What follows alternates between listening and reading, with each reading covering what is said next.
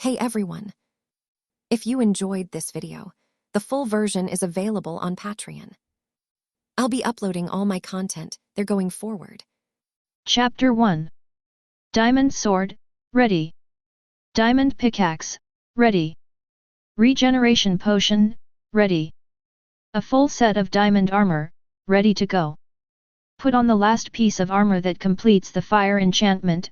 I, Steve, must clear the Hell Fortress today and get my hands on the blaze rod and nether alloy. Looking at the hollow flat ground in the hollowed out cave in front of him, Steve grabbed it from the void and pulled out a set of obsidian and laid out a hollow rectangle on the ground according to the scale of 5x4. Putting away the obsidian, he took out the flint and steel that he had been preparing for a long time. The era of cavemen is over, and when I get the nether alloy, who else in this world will dare to kill me? Steve.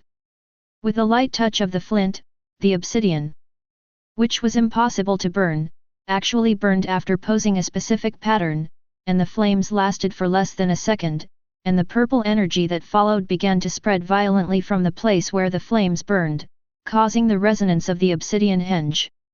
The dark purple stone emitted a palpitating deep purple glow in the cave, forming a membrane separating the two worlds, and as far as the eye could see, the rough stone that should have appeared was cut off, like an invisible single glass across the rock wall of Steve and the cave. This is the portal to the nether, where lava and fire lead to calamity spirits and withered skeletons. The Hell Fortress is like a vast system of bridges suspended in a sea of lava, made of underworld bricks and supported by massive pillars underneath. The Nether Fortress consists of two parts, an open-air bridge on the outside and an enclosed walkway on the inside. Bridges and walkways have the potential to break off in broken form at the end.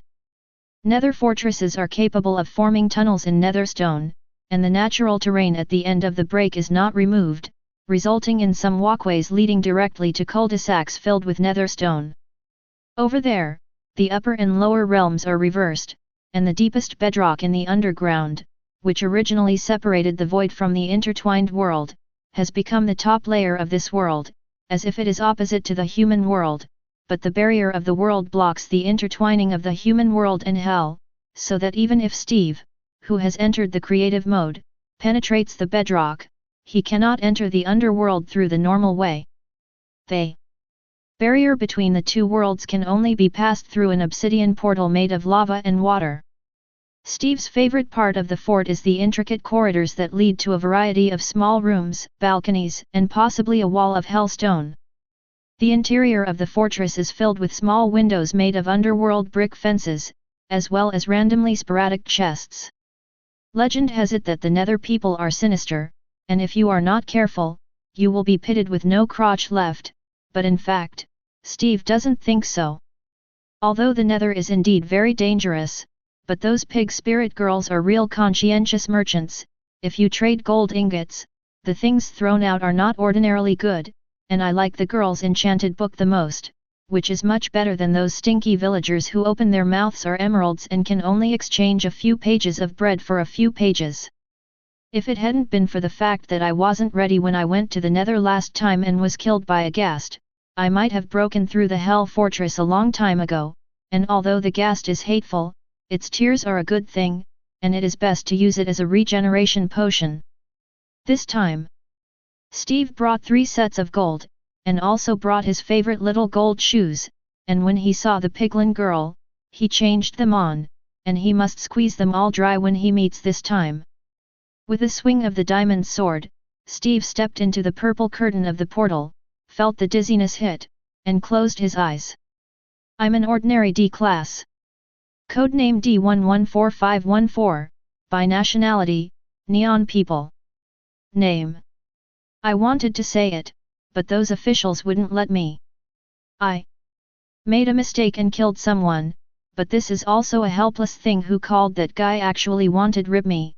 I guarded Erking, the body of a great magician for more than 10 years, how could I throw it on that guy? So in a hurry, I turned on the offensive and turned against the guest to repudiate him.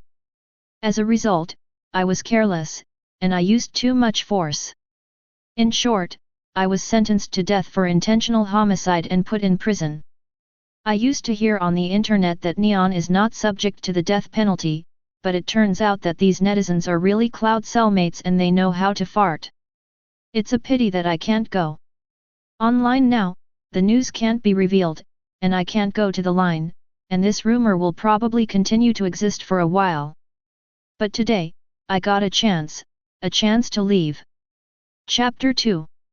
An old man dressed in a white patch approached the prison guards, pulled us out, gave us a code name, and transported us here, promising that if the experiment was completed, they would be given a suspended sentence or even a chance to be exonerated. Opportunity, this word is very intriguing, but I'm a single anyway, the opportunity is still an opportunity, if I don't go, then I won't even have a chance, and in less than half a month, I have to say a word to the world, and then go to see Amaterasu. So here I am. Even if I expected this experiment to be not simple, as long as it wasn't done on me, it didn't matter, and there were so many people helping to block the knife, right? I'm an old gambler, this time the stud is fate, but my life has long been sold to the god of luck, I will not lose. It's a snow-white place. There were walls made of unknown materials all around, and when I knocked on it, it was hard and didn't feel like it was easy to break. And directly in front of me, there was a stainless steel gate painted with strange symbols. That thing, I guess RPGs can't be bad, right? What the hell is this kind of hell place for? Remember, when you enter in groups, a group of 3, you can't blink after entering, if you want to blink, you have to gesture to the people around you first, otherwise, the Foundation will not be responsible for what happens. A man dressed in white, wearing a mask, and sunglasses, with no skin exposed, warned and at the same time, handed me a broom. After you go in, you'll be in charge of cleaning. With that, the door slowly opened, and I entered the mysterious area called Site 19 with trepidation. It is very strange that this area is closed with a very thick gate, but in fact, the interior of this area is a very ordinary scene.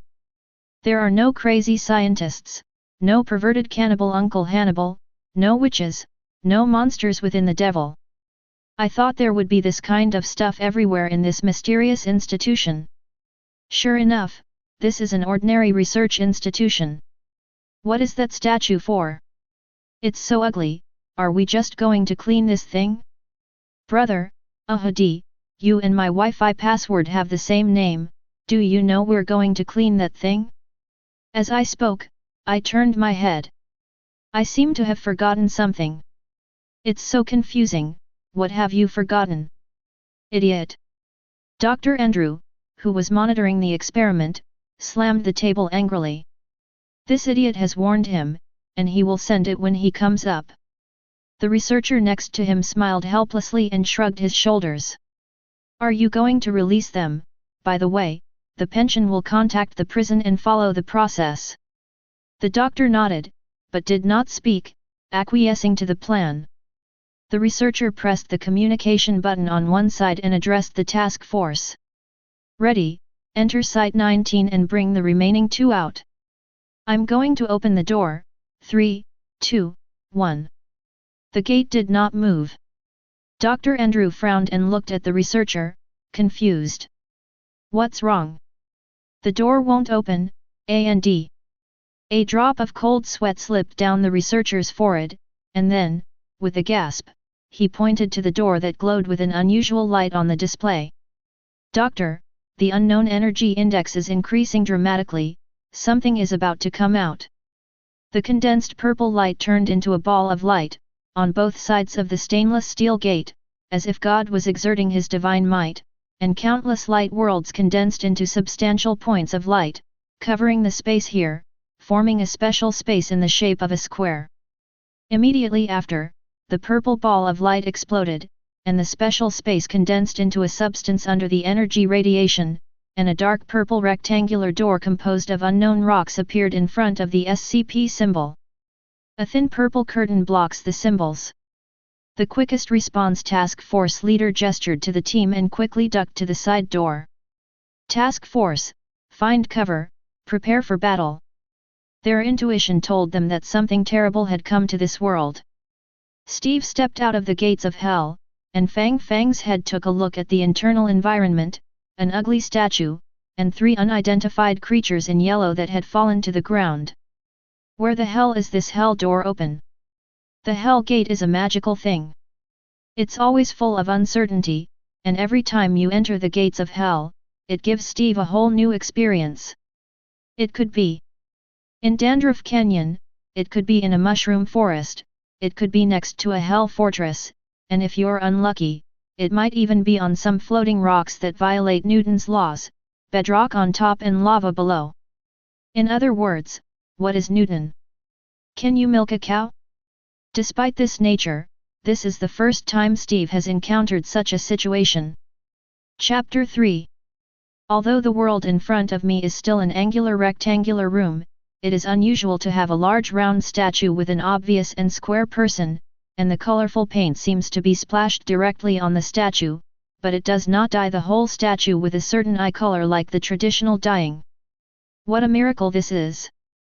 I remember playing Pure Survival. There are rainbow squares that only exist in mods. Breaking the fourth wall is a common move, and Steve has always disdained to observe the world from the most divine perspective. After all, he lives in a world with a bug product like the Destiny Cube, and the so-called fourth wall is nothing more than a/game mode 1 instruction. Whether or not this is new to the nether, all in all, say hello. So, behind the surveillance camera, under the gaze of Dr. Andrew and a group of researchers, the unusual SCP cube life in front of him, as if it was a trick, without warning, changed his cyan boots to gold, and at the same time, the long sword in his hand was also miraculously replaced with gold ingots. "Doctor, do you see that?" muttered the researcher, rubbing his eyes subconsciously.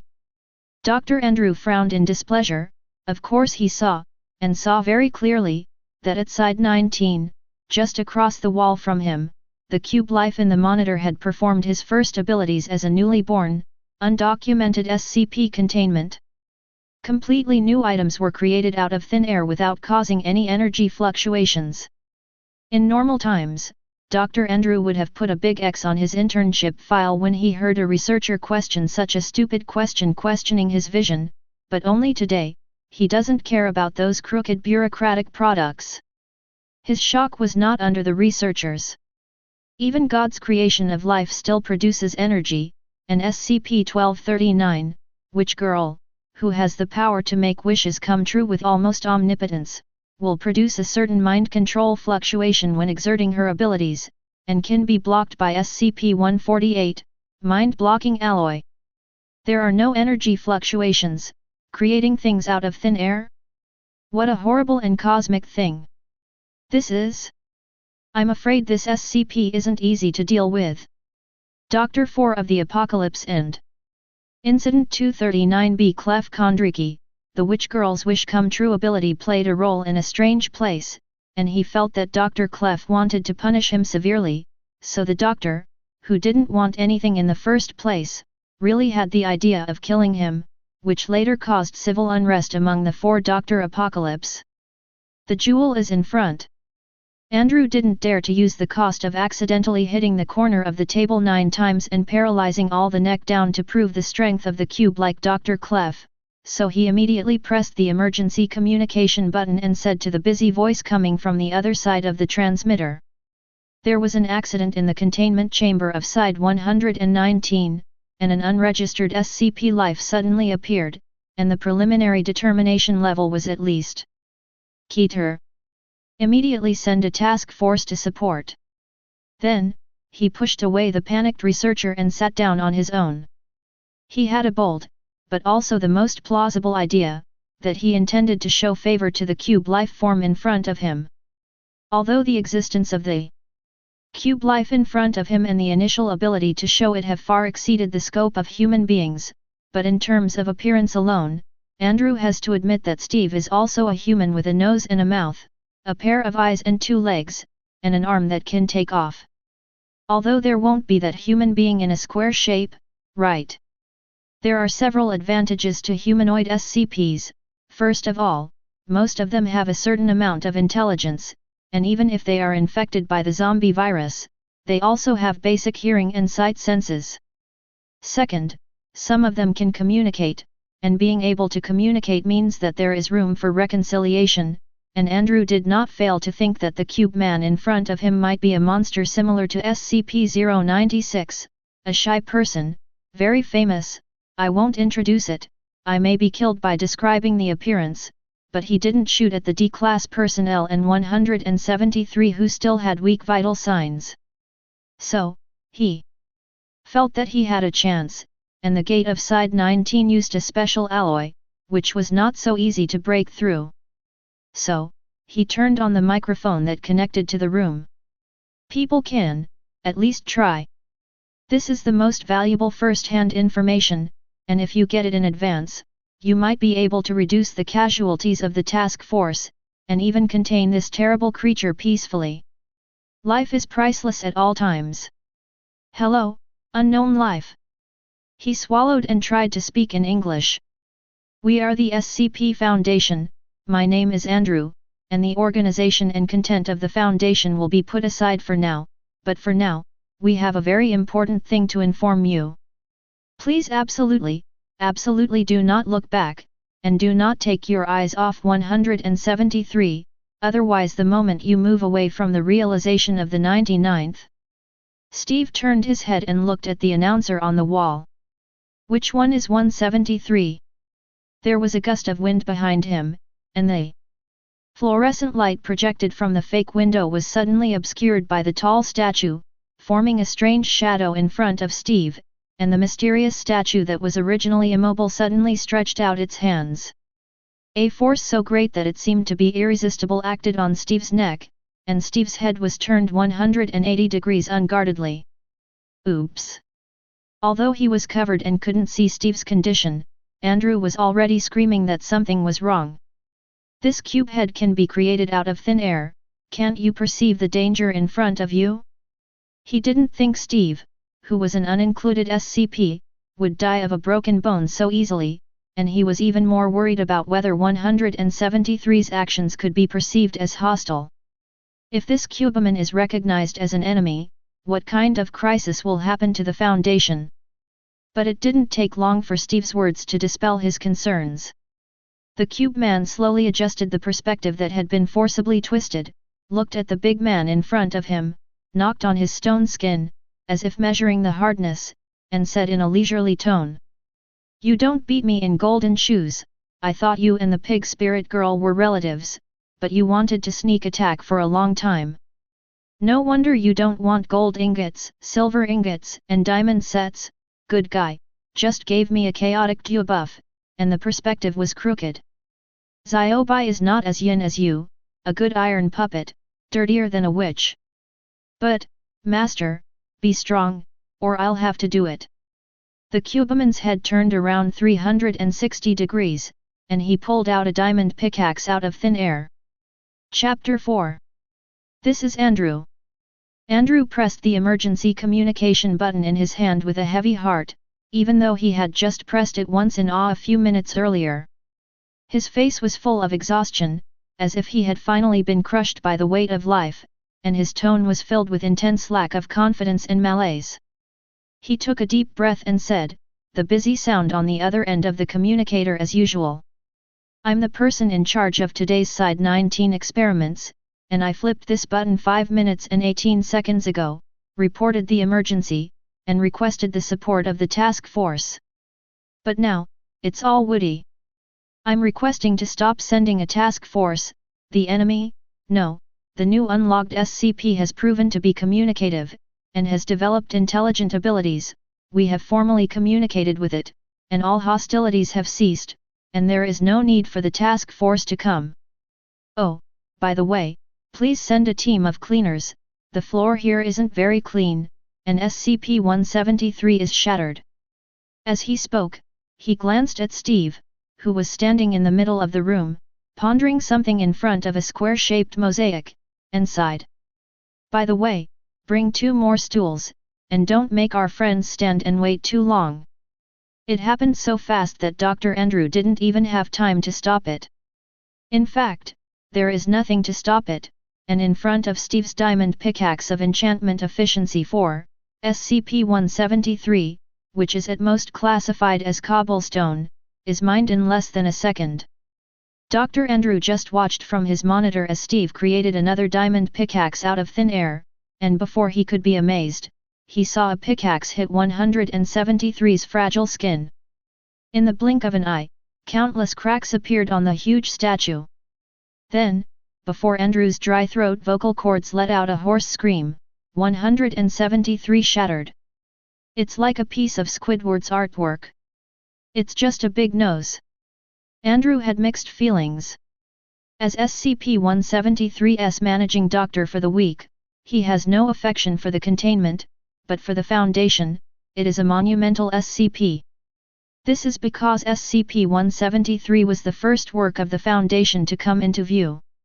No matter how much information leaks in the future, how all sorts of strange containment objects appear on the streets, and how the SCP Foundation secretly contains them, the Foundation is destined not to forget the role of this original work in that turning point for the Foundation. And now, such an SCP with rich commemorative significance is cold and shattered to the ground. Because of this unincluded one who suddenly walked out of the mysterious purple door. Dr. Andrew, a sober man, immediately abandoned his useless remembrance of SCP-173 and continued to attempt to converse with the cube man, and succeeded in obtaining his name, Steve. Oh God, what an unpretentious name. It's as unexpected as King U's immortal real name is actually Boss U. After hanging up the emergency communication, Dr. Andrew turned on the loudspeaker inside the gate once more. Dear Steve, may God bless you with happiness. Long time no see, I miss you so much. I hope you haven't forgotten me. I'm your old friend Andrew. Steve, who was trying to figure out a recipe for this runaway iron golem on his workbench, had a tingling scalp and looked up at the black megaphone, which seemed to penetrate the loudspeaker and the surveillance probe, and directly met Andrew's eyes. A cold sweat dripped from Andrew's forehead. He just wanted to test whether Steve was a long-lived perception of time, whether there was a kind of subjective slow time state, or the characteristic of memory loss, so he spoke like this. However, could it be that Steve saw his intentions and was dissatisfied with his research mentality? Targeted by an SCP, pills. He didn't turn his head, for fear that Steve would also give him a slap on the neck the moment he turned his head, but just patted the researcher next to him gently, "Get me a pen and paper." The young researcher with orange hair and some freckles on his face still looked a little immature, but his eyes were shining with stars at the moment, and he handed the paper that had been written to Andrew with high morale. Doctor, the suicide note is ready. You've done so much for everyone, and when you're gone, I'll work harder and become a harder doctor. Did you know that there are 4 ways to write a suicide note from the Foundation? The corners of Andrew's mouth twitched. Good student. Really good student, the suicide note is ready for me. I, Andrew, have read countless people in my life, but I didn't expect to bring a new person to this Foundation, but I didn't see your ambitions. After all, it was a mistake. Do you all speak in this tone, oh my creeper mother? After saying that, Steve ignored it and turned his head directly. You iron golems, do you have anything else? I haven't seen this material, what kind of mod is it? Mod. The terrifying coercion was lifted from his body. Andrew turned his head and glared at the researcher fiercely, only to find that the suicide note, paper and pen, as well as the inheritance transfer and Alipay transfer QR code on the table had been swept away, and the researcher's brother was standing on the side whistling. As if noticing the doctor's eyes, he turned his head and said with a puzzled expression. He's asking you, Doctor, what are you doing? Doctor. Good guy, you're moving so fast, you're the SCP that slipped into the researcher, right? What was your previous internship in that department? Dr. Clef's office. Okay, your suspicion has been ruled out. This is called the upper beam is not right and the lower beam is crooked, and you have learned this trick well. Andrew turned his head irritably, but he had to pretend to be happy and replied. 173, there is only one.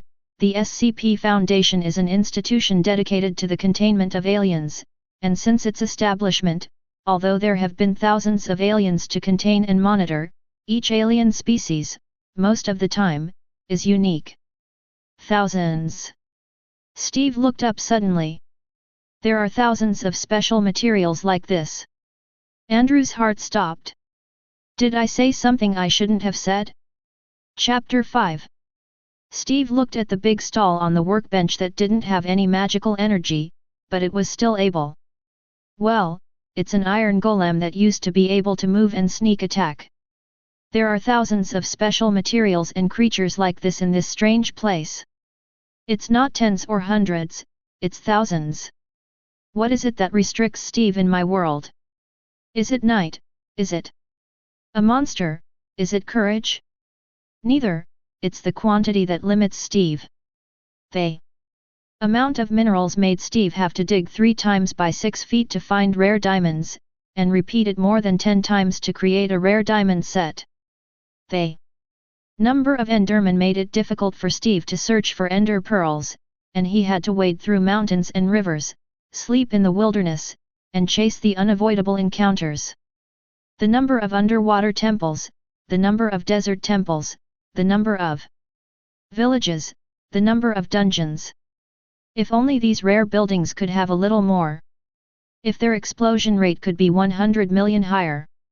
If nether alloys are everywhere, if ender pearls are readily available, if elytra dragons are like probes. Steve, why would I be so forbearant in the face of zombie skeletons? Why should I be humiliated by that creepy family, and be a son-in-law? Protect your coolie family for 3 years, endure everywhere, and the coolie will hide, and you will be humiliated and threatened by you in every way by self-detonation. Today, there are countless rare metal talismans in this mysterious building. I will make 173 heroes, and the bitter family can be destroyed with a snap of a finger. Sigma. Of course, Steve is a rational person. He thinks so. This is a place where there is a lord, and he still understands this more or less. No matter what kind of organization Andrew's SCP Foundation is, if you want to get these similar special metals or more interesting special materials, you have to negotiate with them. Hopefully they're the same conscientious merchants as the Piglin girls, otherwise if they are on the same page with those villagers, then Steve will have to. Plundering. Note: looting is a looter mechanic in the MC update, and there is a monster called Marauder that raids villages from time to time, and leaves a looting health bar at the top of the screen like a boss. But Steve's history of doing this kind of thing can be traced back to the version of the village that just came out, so Steve is called the ancestor of the Marauders, and in the MC survival video, after the village is discovered, there will be a barrage brush plunder. As a result, Andrew saw that the terrifying Cubeman who had just killed SCP-173 with a cruel smile on his face. After hearing his unintentional words, Sichuan Opera changed his face to a smile, his mouth was crooked, his eyes were bright, and he seemed to be very excited. That, Andrew, right? Andrew only felt a chill down his spine, as if he was being targeted by an evil ghost. It's really strange that a cube demon with the ability to create things that just killed 173 is now communicating with me in English. I declare that I will go down in the annals of human history. Who agrees? Who opposes? Yes, Mr. Steve. Andrew replied stiffly. Do you need anything? As I said beforehand, you can't get out of this room yet. The door of the room is blocked by the door you summoned, and it will take a little time to get him open. Steve waved his hand. Oh, it's okay, you dig a few times with a diamond pickaxe, and you'll be able to smash the gates of hell in no time. Hell gate? Okay Steve, you still say you're not a demon. Andrew only felt that his throat was dry, and he nodded to the people next to him, and the researcher took out the suicide note. Idiot, the suicide note doesn't matter. That Cubeman doesn't need to lie to us, since he said that the diamond pickaxe will work on the might and magic gate, let's prepare a diamond pickaxe, this kind of magic, which is obviously capable of space jumping, and the materials he crafts must be helpful for the Foundation's research. The scolded bloody researcher ran out of the monitoring room. But Dr. Andrew had already made up his mind to give his internship a Z in his rating. What? There is no Z, and the lowest score is E. I don't care, today it's either he's been expelled, or I'm amnesticized with Class A amnestics. After the researcher left, Andrew continued. Mr. Steve, can't you come out on your own? Yes, but I won't pay for breaking your door. Steve said, putting down the 173 fragment in his hand and pulling out the killing pickaxe again. I'm a very reasonable person, you want me to open the door, I recorded it, and I will never pay for it. As he spoke, Steve tapped on the redstone torches and record player that had been placed aside at some point. Andrew hurriedly stopped Steve. This door is made of alloy, and it was broken, and with the head of the Foundation, it would never risk offending the containment object to make Steve pay, so who should lose the money? Thinking about that astronomical number, Andrew felt that it was better to let Steve break himself to pieces. Mr. Steve, I take the liberty of asking, this weapon of yours? And that weird recording machine, where did it come from? Andrew finally asked this important question, and it was about rating Steve's dangerousness, and he couldn't afford not to be cautious. While Steve is not hostile now, asking earlier can be regarded as making some contribution to the Foundation. Facing Andrew's inexplicable expectant eyes, Steve was puzzled. He looked at the pickaxe, and then at the record player, and said as a matter of course. I brought it myself. Andrew. Of course I know it's you. Ahem, you brought your own, but where did they all go? Put it in my pocket. Wait. Steve jerked his pant pocket. Are you greedy for my diamonds, bullied me for not opening and dying, not dropping?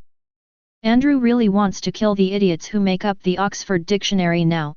Can't you use your brains to make up the words and give me the full notes? Can anyone explain to me what the hell this cube head is talking about? Forget it, you. Can't take it anyway, it's a big deal to put a bucket of magma to swim when you die, and burn it with people and diamonds. Steve muttered. My stuff is here, in my pocket, but you can't see it, and you won't get anything unless I want to take it out. Andrew is ready to write a complaint letter to Oxford. But he suddenly realized something. Steve says that things are always there, they just can't see them, and they won't show up unless he takes them out. It may be a special word for the cube man, and what he wants to convey should be that things don't appear unless he observes them. I see. I see. Maybe this guy is a kind of SCP with quantum control? Chapter 6. Quantum Master, Boundary Breaker, Hell's Visitor, Block Demon. Little did Steve know that his image had left an indelible shadow on Andrew's young mind. He's just happy now, and he's going to make a deal with the people from the Foundation to get straight to the point. According to Steve's habitual bartering rule, which he considered to be the fairest, he first took out a bowl-sized emerald from his pocket and lined up on the ground, about 64 of them. Do you take these things? I'll exchange you for some rare metals of this type.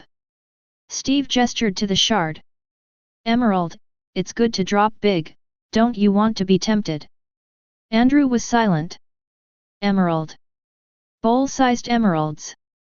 Although the Foundation has never been an organization that lacks funds for its activities, this is too exaggerated, so many emeralds and so big? So that's how Satan uses human greed to tempt good people to fall?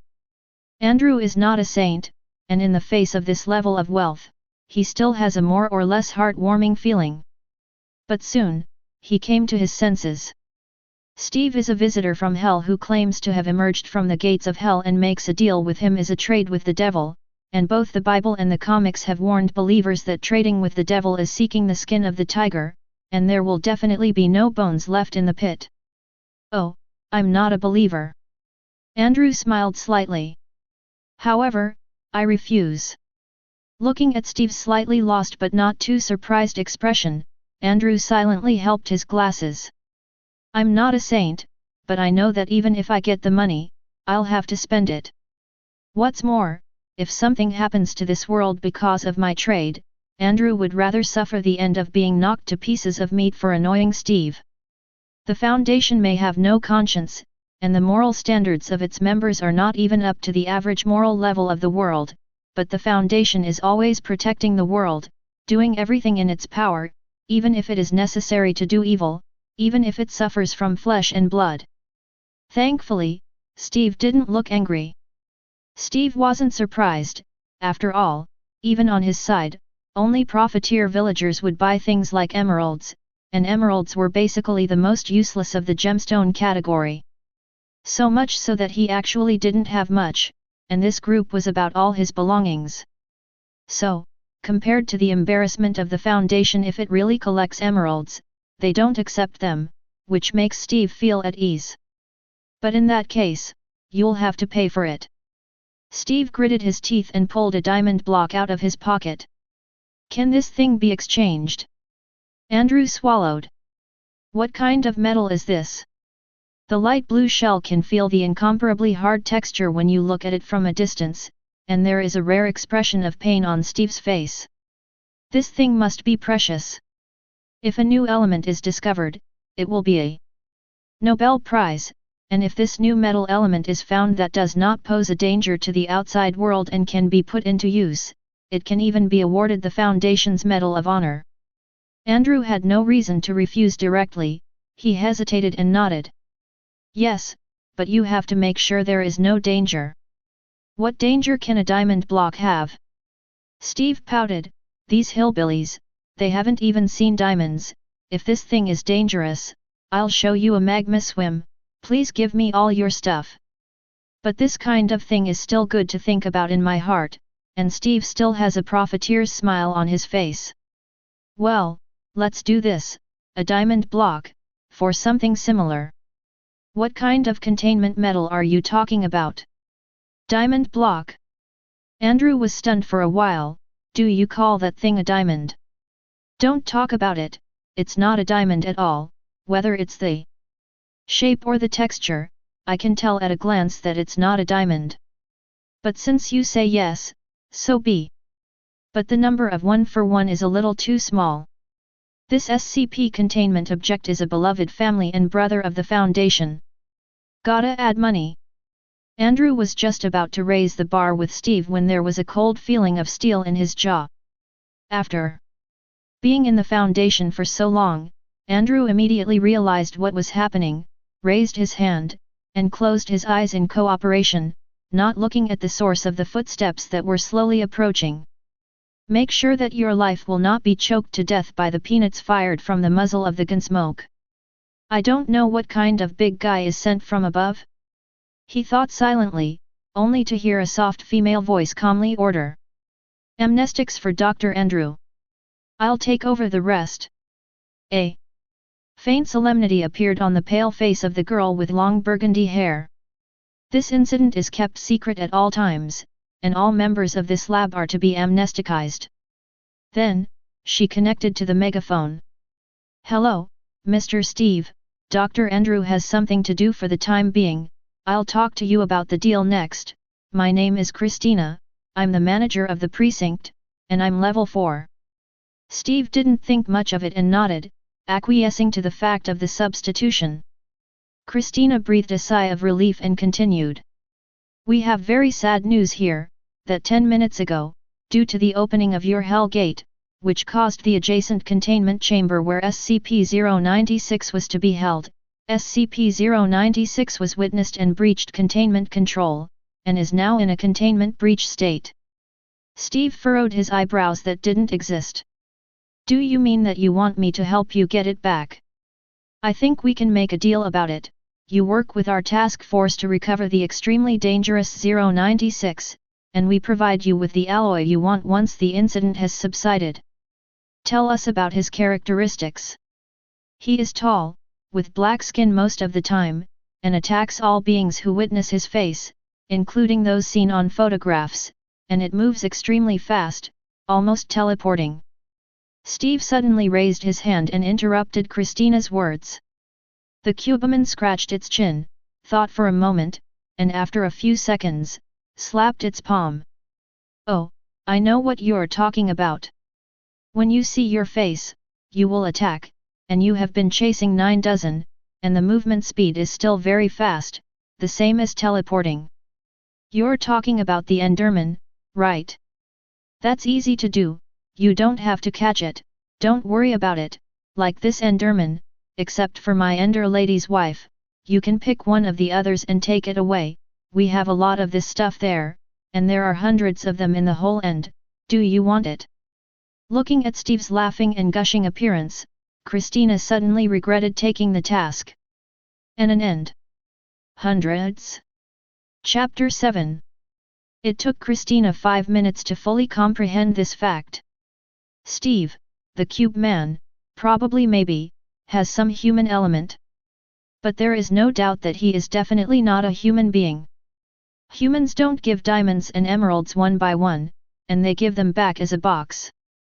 Humans also do not feel comfortable with SCP-096, or even develop emotions. Do you think you're a reader of a website that can turn plants, animals, organic matter, ancient evil gods, unspeakable things, and even Mother Earth into the perfect wife who fully matches your own XP? You're not, you're just a square person, you can't do it.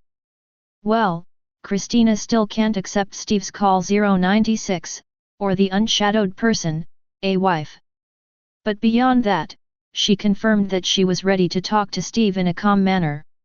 She turned on her communicator and spoke to the voice across the microphone. It has been confirmed that the target SCP is safe and can interact with each other in a friendly manner, and no obvious anomalous phenomena have been observed for the time being, and the isolation door of the Side 19 containment chamber has been opened. Drib. A long beep came from the busy sound on the other side of the communicator, but it stopped suddenly, and the door still didn't look like it was about to open. Christina frowned and repeated. Request to open the containment chamber door to Side 19, are there any special requests from 05? Drib. The same chime sounded again, but the door still didn't open. Just as Christina was about to speak again, the headphones rang again. Drib. Diddy, diddy. Diddy. Diddy. Christina took off her headphones with lightning speed and jingle bell, 9, preventing her poor eardrums from falling into her own hands without being deafened by SCPs of the sound type that could appear. What's going on today? Not only was 173 inexplicably terminated by an unlogged in SCP that inexplicably appeared, but there was also a problem with the busy phone call from the emergency office. It can't be his fault, right? Christina looked at Steve, who was stomping his feet in the containment chamber in a bit of boredom, and felt a little nervous. She clenched the headphones in her hand and asked one last time to the other side. Parliament, 05, what's wrong with you? If there is no answer this time, or if there is that strange dripping sound, Christina is ready to use level 4 clearance to send the task force over. Let's pacify Steve. This weird guy can't be allowed to do any more bells and whistles, it's messed up enough now. Drib. There was another chime on the other side, and just as Christina was about to hang up the communication and connect with the task force, a somewhat trembling voice finally came from the opposite side of the busy sound. The Artificial Intelligence Application Department, AIAD, responded. This door is damaged. There was no prompt, no guidance, not even a decent reply, just a simple report to a department and hung up. The feeling just now is that you are trying to open the door? Are you angry? Are you anxious? Are you anxious?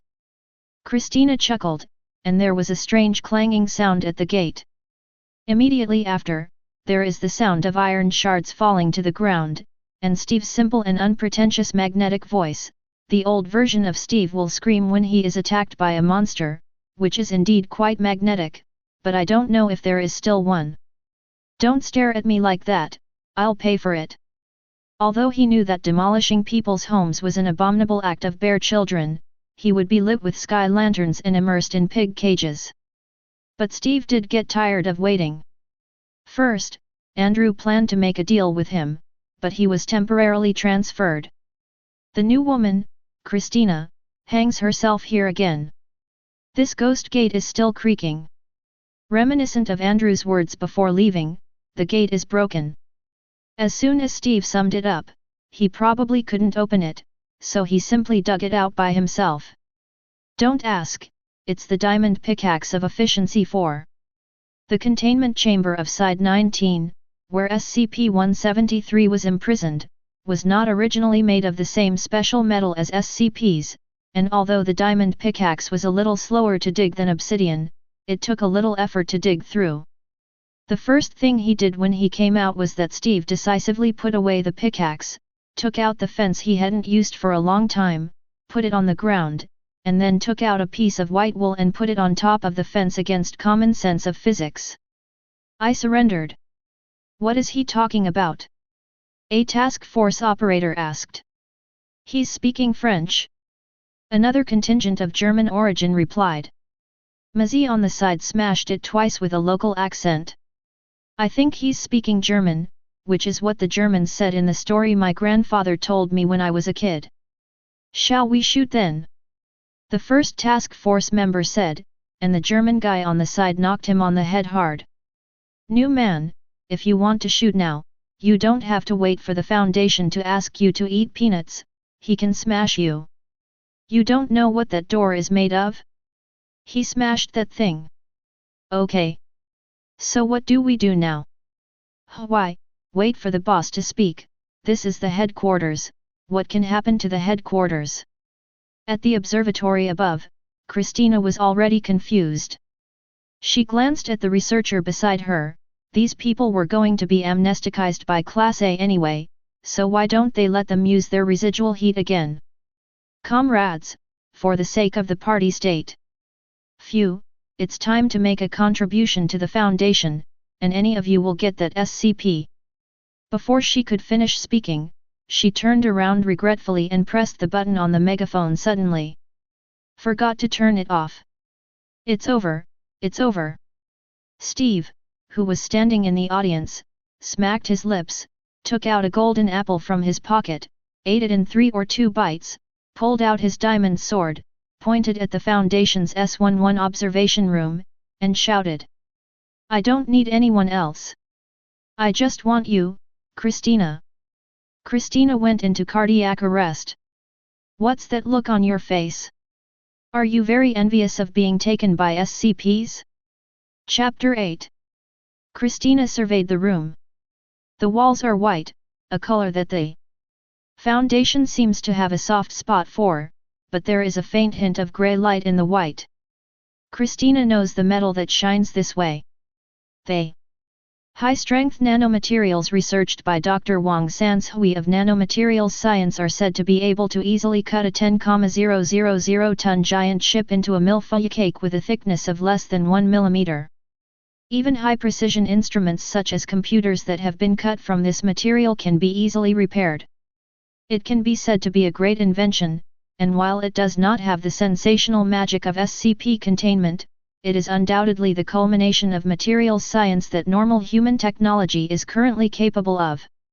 The invention of this material deserves a Nobel Prize for Dr. Wang Sanshui.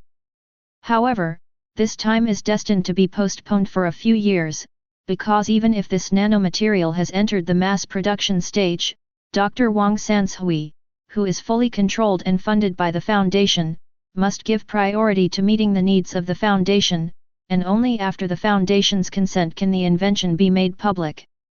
And these requirements are strange. For example, build one such room. Christina never imagined that she would one day be forced into a room like this, and she felt cold on her ass more than she lamented the technology.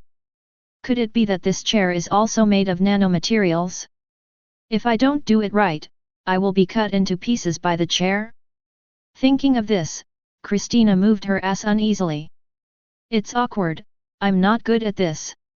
Steve turned his head and waved his hand. If you let anyone in the family know, then it's a big problem. although this girl is very good. It's mellow and chic, and it successfully stimulates Steve's interest in curiosity, but if you can't bear it, you can mess up with the history of the Dragon Slayer hero. Steve, how can you be bewitched by this kind of bewitchment? I'll find a place where no one is around, and then let me study your body structure. As the saying goes, heroes are sad to pass the beauty pass. What about a Dragon Slayer hero, isn't he a hero? Steve wants to study how this kind of monster with a round head and round ass can support his body without collapsing. This level of scientific attitude, please don't wear yellow glasses to figure it out. Christina's nose twitched slightly. It's not moving for you to see. What are you doing with your passions, Cube Man? My dignified regional director, when did I suffer this grievance? But what can be done? The task given by the above is to obtain information, and it is best to let him provide specific coordinates and ways to go to 096 and 096's hometown, the place he calls the end. Even if she is wronged, Christina can only crush her teeth and swallow it in her stomach. Now let's talk about the deal openly. The terms we just proposed remain the same, and if you can tell us where the end is, we can provide you with more of what you want. It's just a rare metal, and the Foundation has a lot of it, so it's not a problem to make up a periodic table. Steve nodded happily as well. Isn't it just looking for an enderman? Others may not be able to, but Steve is really not afraid, not to mention, didn't the people of the Foundation say that as long as he sees the face of the Shadowman, even if he sees it in the photo, he will come all the way to come over? What's so rare about this? Isn't this a prostitution? Besides, even if the trick of looking at the photo doesn't work for Steve, he still has whole cards. It's a big deal to shake people, and it's over if you invite the one in the family to look for it. I took this task. Steve shook his hand generously, and his confident expression made Christina's heart hesitate a little. She nodded, took the file bag from the side, and handed it to Steve. There is the only blurry photograph of SCP-096 that Foundation agents have traded for their lives, and although the photograph is not too clear due to the lighting, it is enough for 096 to react. With that, she stood up. Now, we're going to choose a safe place to carry out our entrapment plan, and the Foundation task force will be there to assist you, and if something unexpected happens, if you call for help, the Foundation will do its best to rescue you. Christina turned her back and waited for Steve's approval and unlikely thanks, but after a while, Steve didn't speak. It made her a little weird. She turned. Mr. Steve, if you don't have any other opinions, it's up to us to choose where to trade. I advise you not to turn around at this time. The usual leisurely tone became serious, and the long hours of training and the experience of getting along with the alien made Christina immediately make the right judgment.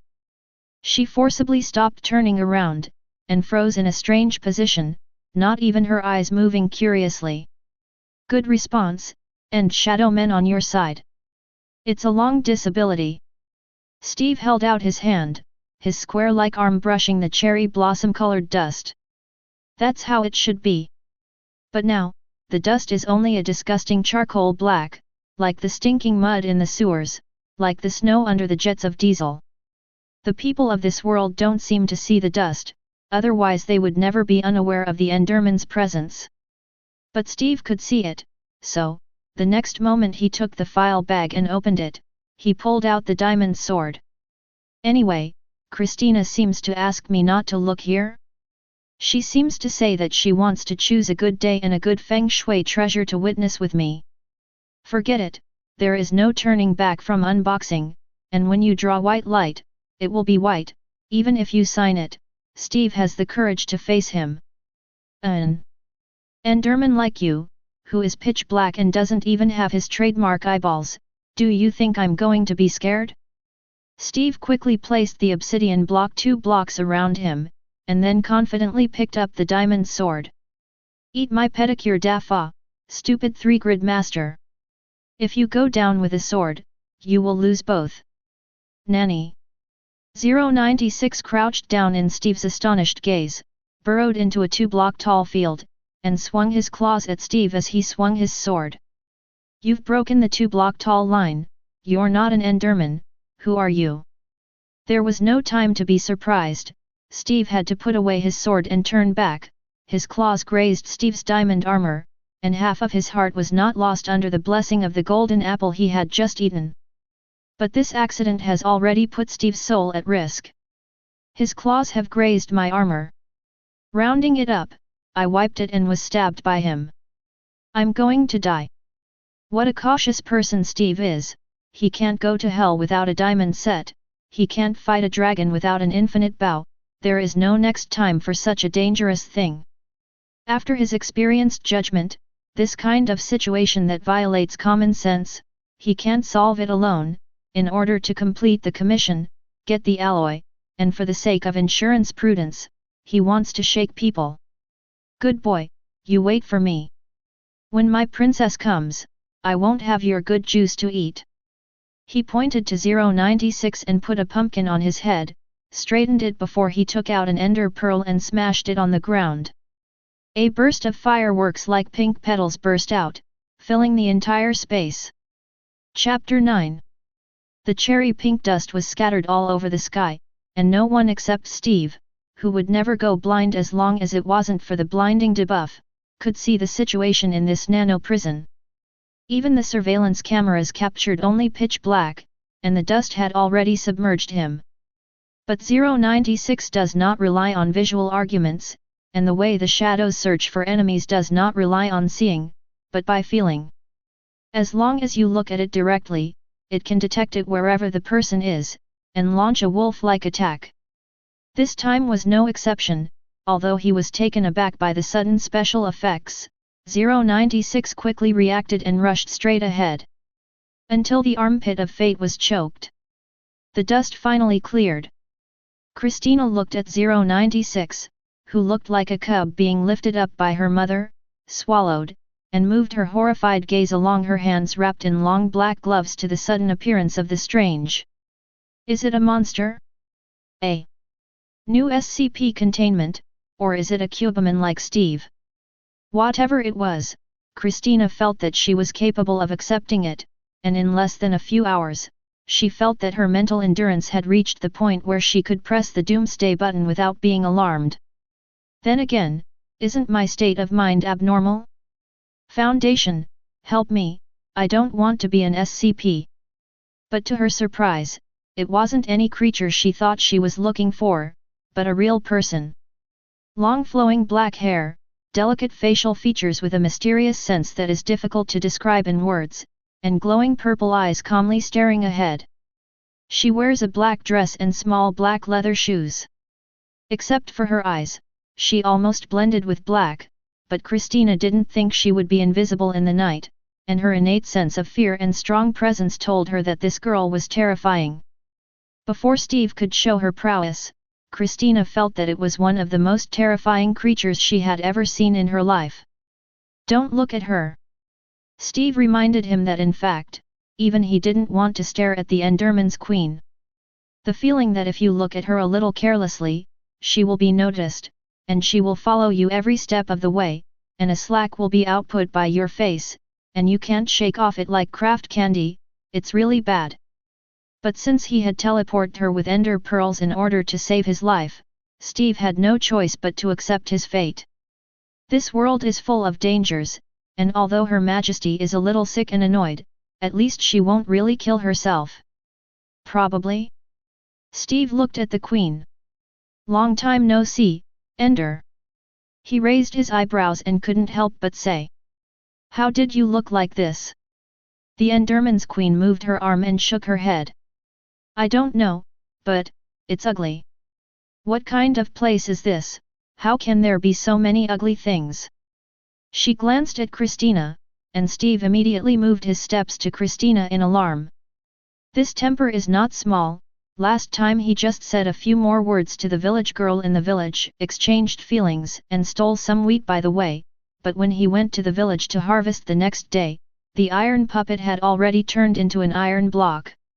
If it weren't for the fast carrying of his pumpkin head, he might have to trek back to pick up the corpse. But unbelievably, Ender just glanced at Christina lightly, and then withdrew her eyes, as if she had accidentally seen something dirty, and had no intention of cleaning her up at all. Steve, hey! How? What's wrong? Christina. Steve, why aren't you dead? Christina was on the verge of crying. Did I do something wrong?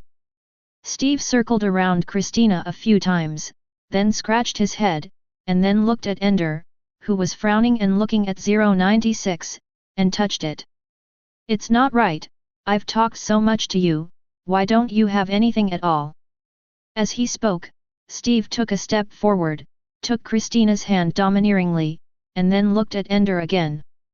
This time, Ender finally reacted, her head turned 180 degrees with her back to Steve, and a look of disgust appeared on her face. Don't touch me today. Go back and wash your hands. Wash your hands. I don't want to make a noise about and I'm not interested in cleaning, so you wash my hands quickly, it's dirty. Only then did Steve understand Ender's thoughts. Endermen are not aggressive towards humans in the first place, or rather, they are not aggressive towards most lives, and their pleasure is only to carry blocks and build strange buildings, unless you look them in the face in the dead. Even if you encounter a large gathering of 100 endermen in the wild, as long as you keep your head down, there will be no problems. But it has to be built on the foundation of being human. Although he didn't say it explicitly, Steve felt that the guys in this world were quite ugly, and that Square 173 was better looking than these people. Steve can keep his mouth shut about the trade, but Ender is different. She already hates Steve hooking up with other women, so she is naturally unhappy with Christina, who is a woman, but she doesn't want to do what she does to iron golems. It's like the old ruler sees the old seal, this thing. If you touch it, you have to wait a whole year. Ender held her mouth and urged Steve to wash his hands amid his muttering of "You've become like this," while she turned her head and looked at 096 with deep pity in her eyes. I'm really glad you've been in this aesthetically exploding round world for so long. Look at it, what kind of weight has this become? The eyes are white, this is a blind eye, right? Don't worry, when I bring you back to End Studios, times have changed for us shadow men, and since the dragon died, everything is fine in shadows, and I promise that I will arrange for the best doctor to help you get over. Christina. Although I feel as if I have been insulted very badly. But at least my life was saved, right? However, this is 096. No, the leader of the Enderman race. She stepped forward and held out her hand to Ender. Hello, beautiful lady. Woohoo! Ender flickered and shrank into the corner. Christina covered her chest sadly. Is your half-step back action serious? Chapter 10. No matter how hard she was hit, as a researcher and a top 10 employee of the Foundation, Christina made sure that she would stay awake and calm at all times. SCPs are different from ordinary people, and even different from this world, and their aesthetics are the same as those of a certain 5 tiger generals, and they cannot be generalized with ordinary people. It's just that being listed as ugly rather than nasty is that Christina can already breathe a sigh of relief for herself and humanity. As Steve cowered to the side, washing her hands with the bucket of water, which defied the common sense of physics, Christina felt that she should do something. For example, learn about the mental state and living conditions of this containment, whether you brushed your teeth this morning, what you ate at noon, and whether you want to know the Wi-Fi password. The most important thing is whether they are willing to be contained, or whether they will be able to return to their world and promise not to pose a threat to it. When it is not necessary, the Foundation is unwilling to forcibly contain by force, and it is much cheaper to talk peacefully and reach an agreement than forced containment, and it is not easy to cause casualties. After all, SCP is infinite and can appear at any time, but the Foundation's task force has a limit, and it is impossible to grow out of thin air, and it is much more difficult to train a qualified team member than to go to prisons and execution grounds to catch 2D class. So, Christina spoke. Miss Ender, if you think I If it doesn't please the eye, I can stay away. She took a few steps back, showing her kindness, and the shadow pouted in acquiescence to her actions. I don't mean anything, I just want to get to know you. It's best not to lie about SCPs, not everyone has the ability to detect lies, but most of them have the ability to make you pay a huge price after seeing through a lie. Christina, as a researcher and regional director, is curious about the new SCP, which is not a lie, and there is no reason for the sensible Ender to be angry. She shrugged her shoulders and looked away from her, with a big look. Mrs. is too lazy to care about you, what do you like to do? I just want to know how Steve feels when he is done. Steve was done. He scooped the bucket of water that had fallen to the ground, which was only half a block high, and confidently put it back.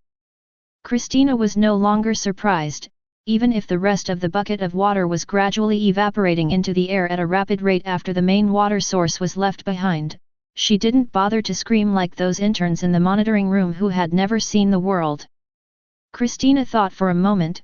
She didn't know Steve, and she didn't know Ender, and she really didn't know how to talk to a cube who only valued mineral materials and 096, a cube man who only valued cube people. But Steve stood in front of her, as if he was going to get something after my wife helped me. Could I go get something? That's right. Wife. Christina's nerves are activated, talking about men with women, and talking about women with men, which has always been the engine of the topic for eternity, and it is a weapon for deepening friendship. Complaining about boyfriends together, or nymphomaniac together, chatting about bubble girls together, or scolding girls together, how many people are experiencing and have experienced. Christina decides to impress Ender with Earth's rich spirit of entertainment gossip. Let's get out of the way with Steve. Mr. Steve, you can follow the task force outside the door to choose the special material you want, we don't just have diamonds here. Miss Ender's words, if you can, please let her stay here for the sake of safety. Steve waved his hand. I know, No, don't bring a non-combat character when exploring the new environment, Ender, you stay here and wait for me, I'll be back in a while, and when we go back through the Hell Gate together, we won't waste pearls. The black-haired woman gently closed 096's eyes, although she was very unconvinced, but compared to Steve, her combat power was really not very high. She hooked Steve's hand. Give me a pumpkin head. Steve subconsciously rummaged through his pockets, then shook his head awkwardly. I didn't bring it. Ender furrowed her good-looking eyebrows. Why don't you bring a pumpkin head? I've only seen you as an enderman all day long, what am I wearing? Ender was slightly stunned, quickly turned her head away, and said in a low voice after a long time. Yes. In that case, testing whether the pumpkin head is useful to you will be delayed. Ender sighed and shook his hand. Go ahead, come back quickly. I hate the way it is. Steve gave her a strange look, then Christina, and nodded. Got it, I'll do it as soon as possible. When Steve left, Christina quietly moved closer to Ender, and asked in a low voice while boldly experiencing the surprise that even if she looked at 096, she would not be killed. Miss Ender, are you from the same place as Mr. Steve? Ender glanced at Christina, shook her head, and said in a sullen voice, No. Christina was slightly surprised, it wasn't the same place? That's right, Ender and Steve are not the same style at all, but they look more like humans on Earth. At the beginning, when Andrew reported, he said that he could talk and had no malicious intent, so I judged that the difficulty of containment was low, and he was given a safe level, but now it seems that this kind of obvious time traveler trait, and people who have been to more than one world, I am afraid they will not be happy to accept containment. This will have to be written down and reported to the 05 Council later. After sorting out her expression, Christina asked curiously. Isn't it? How did you know each other? Ender closed her eyes.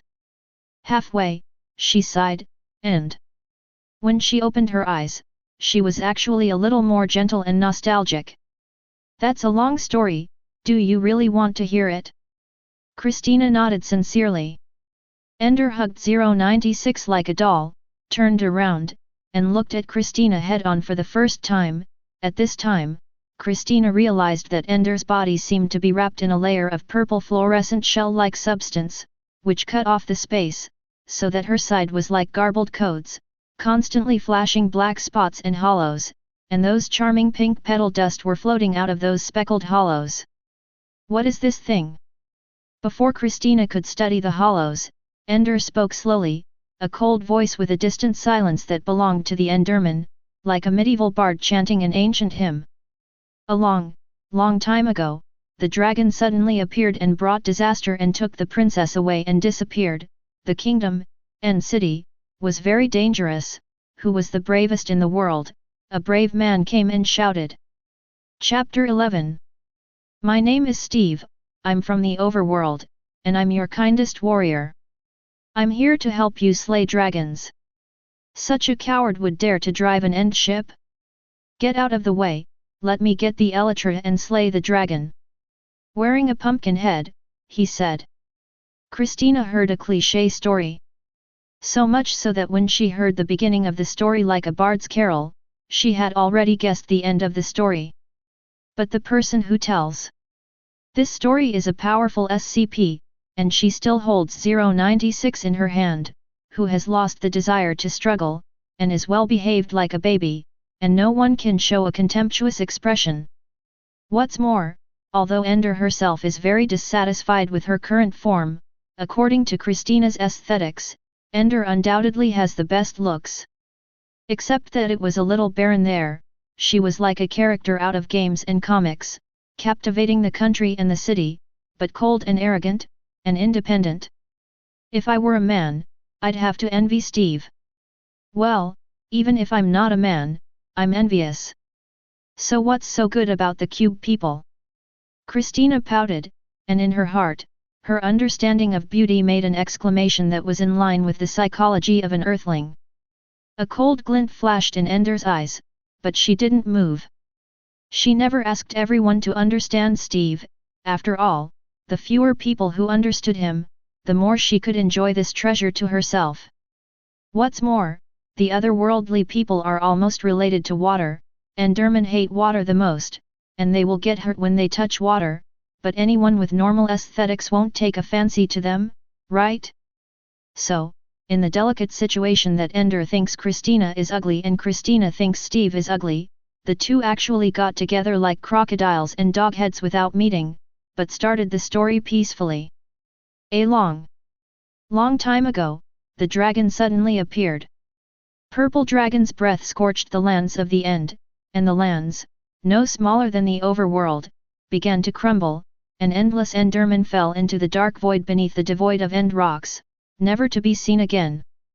The Ender Dragon brought disaster and destroyed the Enderman kingdom in the end, although the Endermen desperately resisted, but due to the lack of effective means of air, the huge country of the Ender people had to move their clans, using the remaining materials to build hundreds of Ender ships, and using shulkers as weapons against the Ender Dragon, and fought and retreated, fleeing to the edge of the Ender. In the process of escaping, the shadow ship was sunk one after another, and even Indal, the princess of the Enderman and the queen of the entire End, was forcibly